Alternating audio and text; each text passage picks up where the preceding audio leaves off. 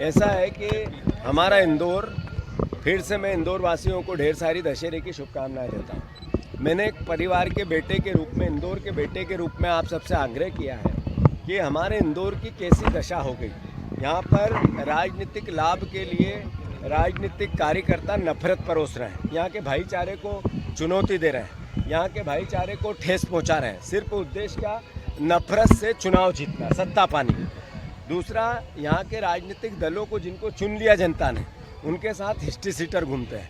वो अद्भुत अकल्पनीय भ्रष्टाचार में एक एक कार्यकर्ता से लेकर नेता तक सब लिप्त है। आप देखो कि आप ही ने वोट दिया और आप ही के साथ लूट हो रही है। कम से कम 200 ऑफिस इंदौर में ऐसे बन गए जो कब्जे करते हैं गरीबों के प्लाट पे, मिडिल क्लास के प्लाट पे, उनकी ज़मीनों पर, उनकी संपत्ति पर, और फिर मांडवाली करके उनको चुनौती देते हैं, उनको एक तरह से पीड़ित करते हैं। आप जिसके साथ ऐसा हो रहा है उसके लिए ये मेरा पत्र है कि इंदौर के परिवारजन, इंदौर के जर्नलिस्ट, इंदौर के बुद्धिजीवी, इंदौर के व्यापारी, इंदौर में अलग अलग प्रकार की विधाएँ हैं, बहुत सम्मानित लोग हैं, उन्होंने हमेशा ऐसी बातों को चुनौती दी है। तो मैं इंदौर का अखबार, इंदौर का मीडिया, मैं उनसे भी आग्रह करता हूं कि जब एक लड़का, एक व्यक्ति, एक नफरत भरा व्यक्तित्व ये कहता है कि ये यहाँ काम करेगा, ये वहाँ काम करेगा, ये मैसेज क्या देता है? ये कहता है कि हम सामूहिक रूप से गुंडागिर्दी करेंगे। तो मैं इंदौर वासियों से आग्रह करता हूँ, दशहरे के दिन हम सबको ये प्रण लेना चाहिए कि हमारा अपना शहर है, माँ अहिल्या का न्याय का शहर है, उन्होंने अपने बेटे को चुनवा दिया न्याय के लिए, और हम आँख मूंद लेंगे तो कैसे चलेगा? तो मैं इंदौर वासियों से फिर से आग्रह करता हूँ, उस पत्र के माध्यम से, उस चिट्ठी के माध्यम से और इस मीडिया के माध्यम से, कि आपको जागना पड़ेगा, न्याय करना पड़ेगा। हमें आपने हरा दिया, हम विपक्ष में हैं, हमारे पास चुना हुआ विपक्ष आपने छोड़ा ही नहीं, इसलिए हम जैसा विपक्ष हैं उसको ताकत चाहिए आपके सहयोग से।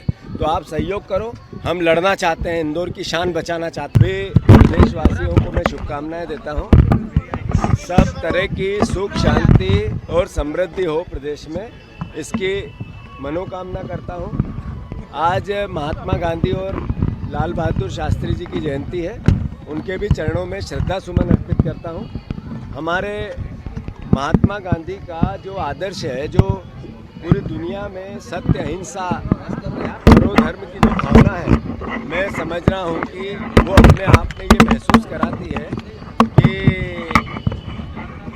हमें उस ओर चलना चाहिए जो महात्मा गांधी ने रास्ता दिया। मैं अनुरोध करना चाहता हूँ कि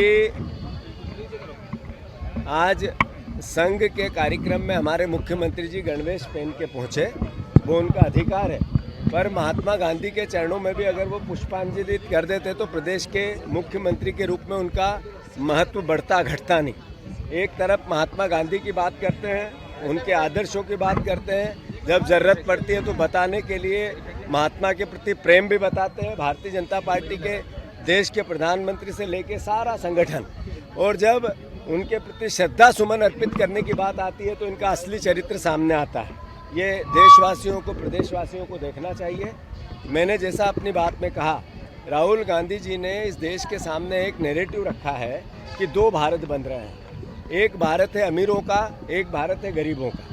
1,67,167 लाख करोड़ रुपया सिर्फ 368 लोगों के पास है। यानी देश की आधी जीडीपी, देश का 40% धन केवल 368 लोगों के पास पहुंच गया, और पीछे से 50 करोड़ लोगों के पास 1% धन है देश का। ये महसूस कराता है कि देश अमीर और गरीब की खाई असमानता बढ़ती जा रही है, जो हमारे लिए चुनौती है।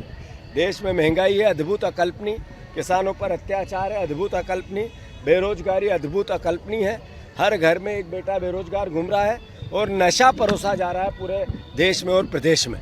मैं समझता हूँ ये चुनौतियाँ हमारे लिए है।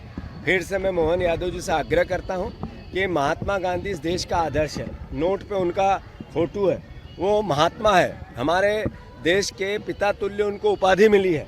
इसलिए आपका दो धारणाओं में जीना एक तरह से अपमानित करता है उस सिद्धांत को जिसमें अहिंसा की बात होती है। मैं फिर से उनको भगवान सद्बुद्धि दे, महात्मा गांधी के चरणों में वो शीश झुकाए, उसी के आधार पर देश दुनिया में एक नंबर हो सकता है, नफरत से नहीं हो सकता है। ये मैं फिर से आग्रह करता हूँ सबको दशहरे की ढेर सारी शुभकामनाएं।